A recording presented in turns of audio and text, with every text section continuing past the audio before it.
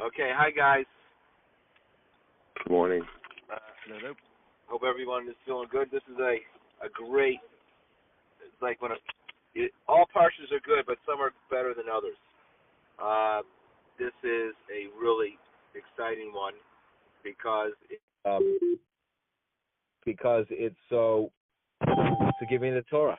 It's a giving of the Torah. So what could be more exciting than that? So let's start, and it's called Parshas Yitro because this part, and you can stop me, believe me, stop me anytime you have questions, okay? Just don't let me keep rattling on. You can hear me okay? Yes. Yeah, all good. Okay, good. This Parsha is called Yitro. It's one of two Parshas that is named after a non-Jew. The other one's Balak. This is named, so Yitro is Moses' father-in-law. And it starts off that Yitro heard. What did he hear? He heard the splitting of the Red Sea, and he heard about the war against Amalek. And so he heard, like, what a phenomenon that the Red Sea split. Everybody in the world knew the Red Sea split. They knew something happened because all the water in the world split. But Yitro is the only person that decided he's going to change his life because of that phenomenon. Like, wow, something's really going on with the Jews. My son-in-law, may be onto something. Yitro, by the way, was a seeker. He was a big seeker in life. He tried out every religion there was, and he became the leader of religions. He had 7 daughters. I think one of them married Moses, and I think another one married another major person, Pinchas. Pinchas, I think, married or Pinchas' mother either was Yitro's daughter, or Pinchas married one of Yitro's daughters, something like that. So Yitro's a major guy, and he took on Judaism. He's the first convert in history, and when he took on Judaism, he took it on lock, stock, and barrel. And he went out, and Moses, when Moses was taking the Jews out of Egypt, he sent his wife and children back to be with Yitro, and Yitro now brought them back to be with Moses. And they met, and it was a big celebration. And the next day, Yitro sees Moses, or Jethro. We don't name Jews Jethro. It's interesting. I mean, that's the name. Yitro's Jethro. The next day, he sees Moses, or the day after giving the Torah. It's a discussion amongst the commentators. He sees Moses judging the people all day and all night because Moses knows the law. Not everybody knows the law. Moses knows the law. Moses had the most direct connection with God. He says you cannot sit over 3 million people and be the lone judge. We need a system. So he built in a system, and you can read about it in the Torah. Judges over 1,000, judges over 100, judges over 50, and here's the good and here's the bad. The good is it's more efficient. The bad is people lost contact with Moses because now they are, they're going to, the bureaucracy, and they're not getting to see Moses, the rabbi, the Rebbe. They're not seeing the Rebbe. Any wonder why 40 days later, after the giving of the Torah, the Jews worshiped the golden calf? They didn't have that. They didn't, and it really wasn't. We'll talk about that more during the golden calf. I'm not even going to touch upon that now. It's so involved. But so he had this system. Anyways, he set up the system. It was as good as you get, but they did get a distance from Moses. They didn't get to take him every question. There's a famous story. There's a rabbi named Moshe Feinstein. He was the decider of Jewish law in America for 50 years. Very famous guy within the Orthodox world. he had 4 phone lines going, or 6 phone lines going to him in the yeshiva. He sat there with a phone, the old phones with the push button lines, you push a line and that was the button, you push the button, that was a line. He had a phone set up, a dial phone with all these buttons so he could talk. People would calling to him all the time. He spoke Russian. He was from Russia. A Russian lady would call him every Friday afternoon and ask him what time is candle lighting. And he would take the call and tell her, and she would call the next week and the next week. That's who he was. That's what it means to be a Jewish leader. You got to care for every individual and every question. But Moses, unfortunately, Moses had to get a little away from that because he's dealing with 3 million people. So then God tells Moses, we're going to be, the Jews are going to be a nation of priests. We're all going to be priests. We're going to be priests to the world. And I'm going to give you the Torah. Everybody still on the phone? I just want to make sure. Hello? Yep, all good. Okay, good. All right, that's all. Yep, I'm here. Okay, good. So he says, here's what he says. He goes, Okay. I'm going to give the Torah. I want to be clear. Wait. Aria, clear. Moses set up the system or Yitro set up the system? Yitro set up, set up the system. Yeah. Moses accepted it. Here's the biggie. God tells Moses, okay, the Jews all camped in the 1st of Sivan, that's the month, together. It says the only time it said that the Jews were together, they were one man, one heart. They were all together. They had complete peace. So God said, you're ready to get the Torah. The Jews are unified. Unification of the Jewish people brings Torah, brings peace, brings our ability to ward off the world. And that's the only time in the entire Torah the word for encampment is a singular. Otherwise, it's used as a plural, meaning the Jews had different camps within the camp. No, this time they were all connected. God says, okay, I'm going to give the Torah. One time in history, you're the generation going to get to see it. I'm going to give it to Moses, and you're going to watch me give it to Moses. Moses comes back and says, God, this is the Jewish people. No way, no how. They want to get the Torah too. They want the prophecy too. Not just me getting the prophecy and them seeing me get the prophecy. This is what makes Jews different than any other religion or lifestyle in the world. So God says, okay, I'll give it to everybody. It's gonna blow them away.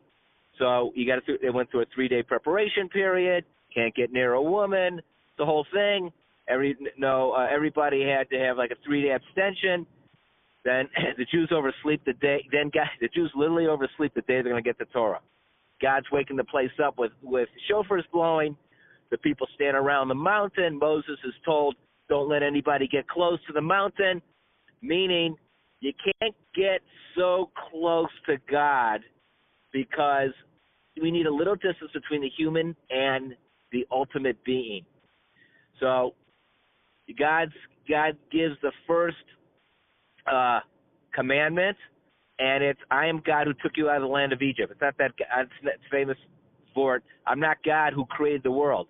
I'm God that took you out of the land of Egypt. What's so great about that? Because the Jews know they were taken out of the land of Egypt. They can relate to that God. They went around for the God that created the world. They go, okay, I'm relating. But it was a prophecy from God. They were not all on the level to revel in a prophecy from God. They died. They died and their bodies were blown back 12 miles.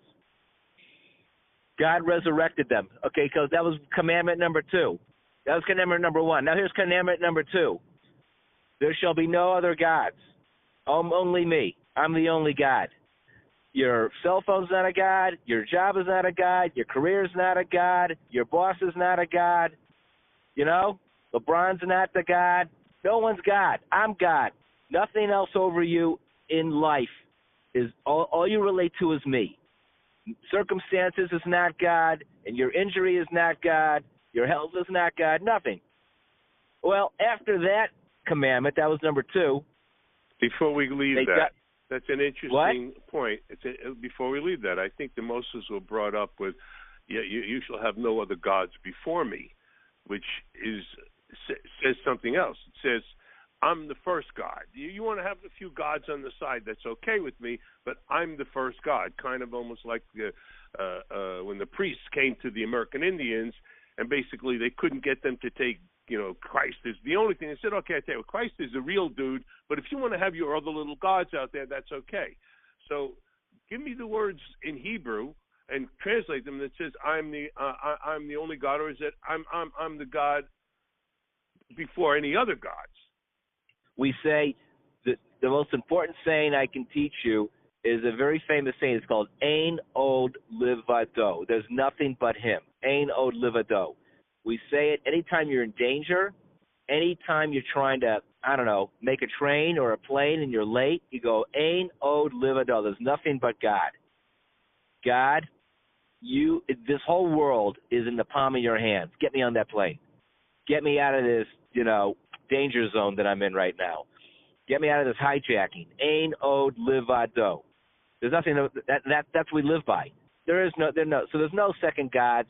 That is what the Greeks allowed the Jews to believe in God if they would believe in all their other gods. That's very common, by the way. That's very common. But no. In fact, if you wanted the truth, when the first Christians were Jews, in order to accept Christ, they made all the pagans who wanted to join the Jews, understand that Christ was the Messiah at that point, which is not, he wasn't, but they had to deal with all the pagans. No more gods. There's only one God, the God of Christ. That's it. So they made him swear off all their other gods. So that came from Jewish tradition. So after the second commandment, the Jews also died. They were blown away another 12 miles. God had to resurrect them again. They said to Moses, okay, we know God is giving the Torah. We experience God. We know you're the prophet. We know it for history. There was a national revelation. No other religion, no other people, no other way of life ever claims they had national revelation. 3 million people had national revelation. They experienced God to the level a human being can. They saw the Torah being given. They said they saw the sounds. They saw sounds. How do you see a sound? Because God was inverting creation when he gave the Torah. So the Jews knew it. They knew that the Torah we got is the Torah because they experienced it. They just couldn't handle it anymore. They said, okay, forget it. Moses is of the material to accept the Torah. We can't be on that level. But we'll believe, and from then on, they believed that he was he was the prophet for all time because they had their own prophet. Well, maybe Moses switched it, this mitzvah with that mitzvah. No, they knew, as a person could know, he's the real thing. This is really what's going on. The Torah that he get, we know that to be true. We're going to die to defend it and to live it. So that's what happened. Moses got the rest of the 10 Commandments, and then he ascended up to the mountain, and he did the famous 40 days and 40 nights, no eating, no drinking, living almost as an angel, and getting the oral Torah, the written Torah, and he got all the written Torah up until that point, all the way from the beginning of the creation to this point in history of Mount Sinai. God dictated all the Torah, Aleph, Beis, right there, because the Torah is God telling Moses of the 360,000 letters how to write the Torah. He was spelling it out letter by letter, and that's the Torah that we have today. You can look at the Torah today. That is the dictation that Moses took. He was a secretary getting the notes from God. So now, so that's how the parsha ends. He just ends it saying that you're going to build an altar. The Jews were very into altars. And we will be back into them again offering animals. I with our sensibilities that we have today, it's hard to understand, but we'll get into it more in a month or two when we start doing the sacrifices, what's going on with the sacrifice, not our subject. But he says, when you build altars, don't build them out of metal instruments. You cannot cut the stone that makes up the altar with anything other than non-metal metal instruments, because metal kills, and the altar to God brings life. So that's how the parsha ends, and that is what else is the Hindus, the Buddhists, the Christians, the Islamics, the Zoroastrians, you name it. No one had national revelation, and that's what makes us different. And we have a seminar called Discovery. We take 6.5 hours. Take the Sunday like from 10 to 4, and we go through is it possible that there really was a communication between God and man? How was that totally possible? How do we know? How do we know it's true today? Well, we cover all that, and we've taught it to 250,000 people, and that's what got me going. I went to that seminar, and I said, I cannot believe this is true. I took 4 months to study it. And I came out, and I said, it's as true as anything else I've ever thought is true. So that was good enough for me. Okay, so that's this week's Parsha. I hope you enjoyed it. I'll see everybody, talk to everybody next week. Like to wish everybody Shabbos. Shabbos from Mammoth, California. Good Shabbos, everybody. Wow. Enjoy. Thank you. Bye. Bye-bye.